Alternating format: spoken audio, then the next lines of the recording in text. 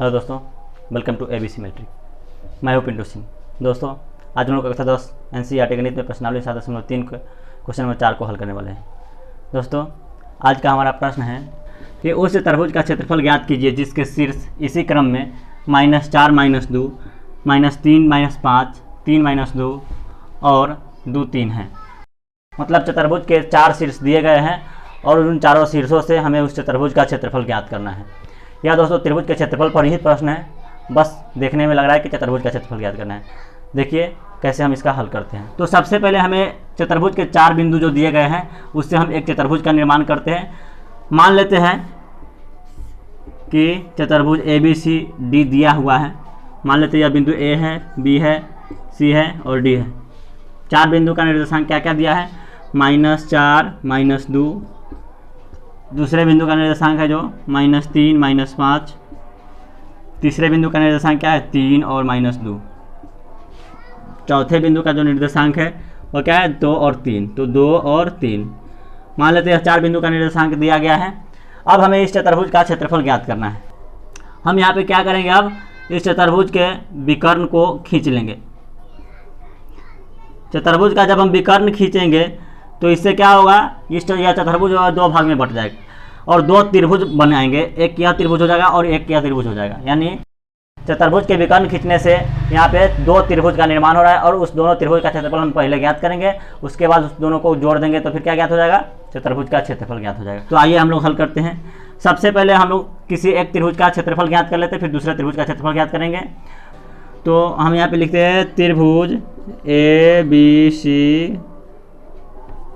ABD का क्षेत्रफल D का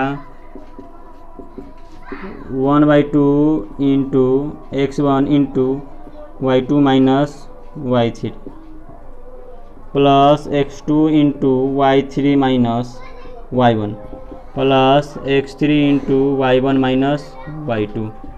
यह हमारा त्रिभुज के क्षेत्रफल का सूत्र है। अब क्या करेंगे? इस सूत्र का इस्तेमाल करके हम लोग क्या करेंगे? यहाँ पे क्षेत्रफल ज्ञात करेंगे। ऐसा हमने पिछले जितने भी क्लास लिए हैं उस सभी क्लास में हमने आपको बताया है कि त्रिभुज का क्षेत्रफल क्या होता है, यही होता है। तो 1/2 इंटू x1 के लिए हम लोग क्या मान रहेंगे? तो पहला बिंदु यह है, इसका हम लोग x1 और y1 मानेंगे। यह दूसरा बिंदु है, इसका मान क्या हो जाएगा? यह x2 और y2 हो जाएगा, यह x3 और y3 हो जाएगा इस त्रिभुज के लिए। तो आइए हम लोग पहले मान रखते हैं -4 x1 की जगह पे और y2 क्या हो जाएगा? -5 माइनस, फिर y3 क्या हो जाएगा? 3, फिर x2, तो x2 का वैल्यू क्या डालेंगे? -3 इंटू, फिर यहाँ पे y3 है तो y3 का जगह पे क्या मान डालेंगे? 3 माइनस, फिर y1 है तो y1 के जगह पे कितना डालेंगे मान? -2। तो ये यहाँ पे आ जाएगा। फिर प्लस, अब x3 का वैल्यू क्या डालेंगे? तो यहाँ पे x3 ये आ रहा है तो यहाँ पे इसका मान जो है 2 डालेंगे और फिर y1 क्या है? -2 माइनस y2 क्या है? -5। इस प्रकार से यहाँ पे हमने सारे मान डाल दिए। अब क्या हो जाएगा? 1/2 इंटू -4 गुने क्या हो जाएगा? -5 और -3, ये दोनों माइनस में है तो यह दोनों का चिन्ह जो है माइनस में, इस दोनों को क्या करेंगे? जोड़ देंगे। -5 और -3 -8 हो जाएगा।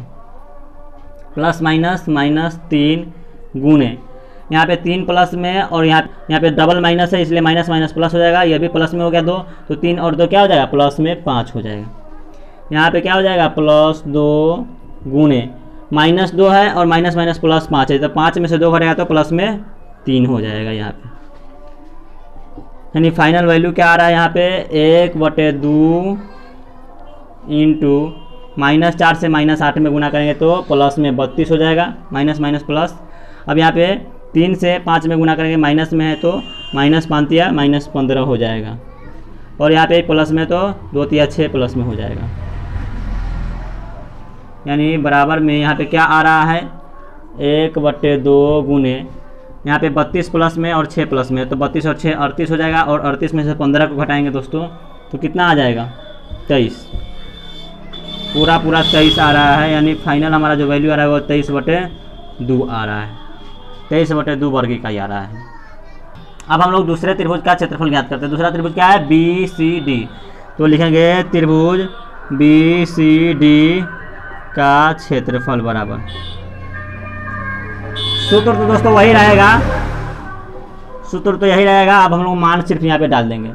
तो x1 का वैल्यू यहाँ पे हम लोग क्या डालेंगे, बी सी डी में, तो बी यह है, सी यह है, डी है, तो हम लोग इसको मान लेते हैं x1 y1, इसको x2 y2 और इसको x3 y3 मान लेते हैं। तो यहाँ पे x1 का मान कितना डालेंगे, -3 इंटू y2 का मान कितना डालेंगे, -2 माइनस y3 का मान कितना हो जाएगा 3, फिर प्लस x2 का मान डालना है, तो x2 के लिए कितना डालेंगे, प्लस में 3, और फिर y3 का मान कितना है 3 माइनस y1 का मान कितना हो जाएगा -5, फिर प्लस यहाँ पे फिर हमको x3 का मान अब डालना है, तो x3 का मान कितना हो जाएगा 2 इंटू फिर y1 का मान कितना हो जाएगा -5 माइनस y2 का मान कितना हो जाएगा -2।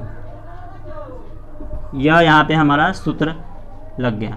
अब हम लोग इसको हल करते हैं, 1/2 इंटू -3 हो जाएगा गुने -2 और -3 को जोड़ेंगे तो -5 हो जाएगा, प्लस 3 गुने यहाँ पे 3 प्लस में यहाँ पे डबल माइनस है तो माइनस माइनस प्लस हो जाएगा, यानी 5 भी प्लस में हो गया, तो 5 और 3 8 हो जाएगा, प्लस 2 गुने यहाँ पे -5 है और यह माइनस माइनस प्लस हो जाएगा, यानी -5 में से +2 को हम घटाएंगे तो -3 आ जाएगा यहाँ पे।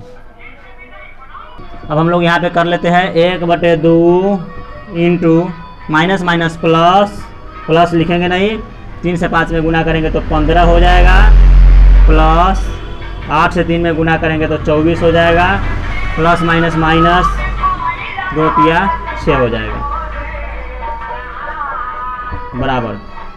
फिर यहाँ पे हम मान डालेंगे 1/2 गुने, देखिए ये दोनों प्लस में, तो 15 और 24 कितना हो जाएगा, 5 4 में 2 1 3, तो 39 में से हम 6 को घटाएंगे तो 33 आ जाएगा, यानी फाइनली हमारा 33/2 इसका भी आंसर आ गया। तो हम लोग दोनों त्रिभुज का क्षेत्रफल जो है हम ज्ञात कर लिए यहाँ पे। अब हमें ज्ञात क्या करना है, चतुर्भुज का क्षेत्रफल। तो अब लिखेंगे, अब चतुर्भुज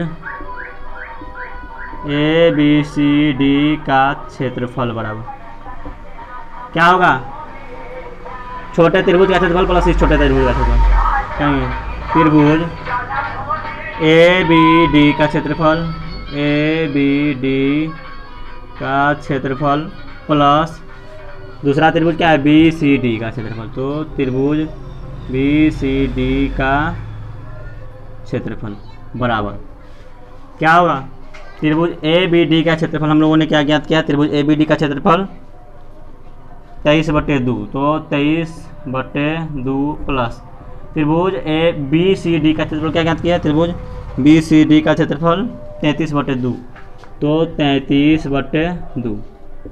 अब क्या करेंगे, चूँकि हर समान सीधे भी जोड़ सकते हैं या फिर आप LCM लेकर के भी कर सकते हैं, तो 23 ही आएगा यहाँ पे, प्लस यहाँ पे 33 आएगा, यानी 3 3 6 और 2 3 5/2 काटेंगे तो 28 बार में कट जाएगा, यानी फाइनली हमारा आंसर 28 आ रहा है।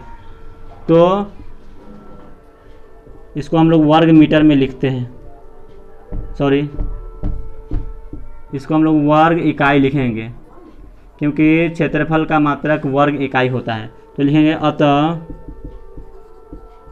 चतुर्भुज का क्षेत्रफल 28 वर्ग इकाई है। इस प्रकार से यह इसका आंसर हो जाएगा। तो दोस्तों, इस प्रकार के आसान से सॉल्यूशन पाने के लिए हमारे चैनल को सब्सक्राइब कीजिए, लाइक कीजिए, शेयर कीजिए और बने रहिए। मिलते हैं अगले वीडियो में। जय हिंद।